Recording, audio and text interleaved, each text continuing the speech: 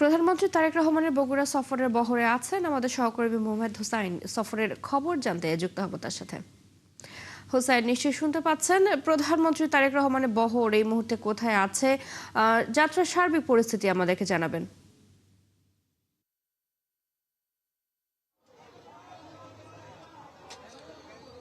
চৈতি, আপনাকে ধন্যবাদ।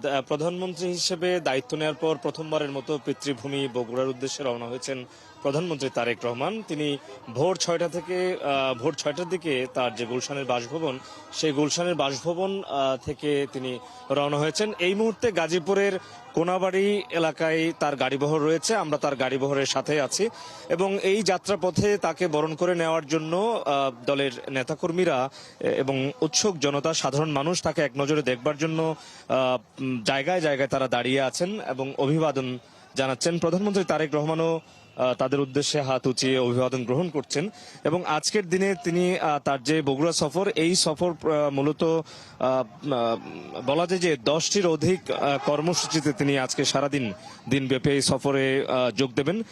তার মধ্যে বিশেষভাবে রয়েছে বগুড়া জেলা আইনজীবী সমিতির নবনির্মিত যে ভবন, তার ফলক উন্মোচন করা হবে এবং পাশাপাশি দীর্ঘদিনের যে দাবি বগুড়া সিটি কর্পোরেশন, সেই সিটি কর্পোরেশনের ফলক উন্মোচন করবেন এবং পরবর্তীতে তিনি বাগবাড়িতে জিয়াউর রহমান গ্রাম হাসপাতালের জরুরি হাম রুবেলা টিকার ক্যাম্পেইনে যোগ দেবেন এবং এই ক্যাম্পেইনের উদ্বোধন করবেন।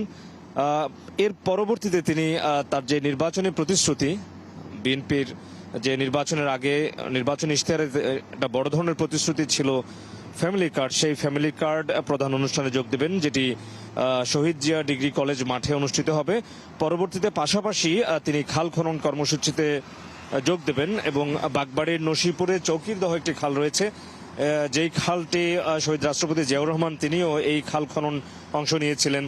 পরবর্তীতে তার সন্তান দেশের প্রধানমন্ত্রী হিসেবে দায়িত্ব নেওয়ার পর তার পিতৃভূমিতে যে ঠিক এই একই খাল খনন কর্মসূচিতে যোগ দেবেন এবং এই খাল খনন কর্মসূচির উদ্বোধন শেষে তিনি তার যে পৈতৃক বাড়ি, সেই পৈতৃক বাড়িতে যাবেন। পরবর্তীতে বগুড়া সার্কিট হাউসে কিছুটা যাত্রা বিরতি করে বিকেলের দিকে বগুড়া জেলা বিএনপির সমাবেশে যোগ দেবেন।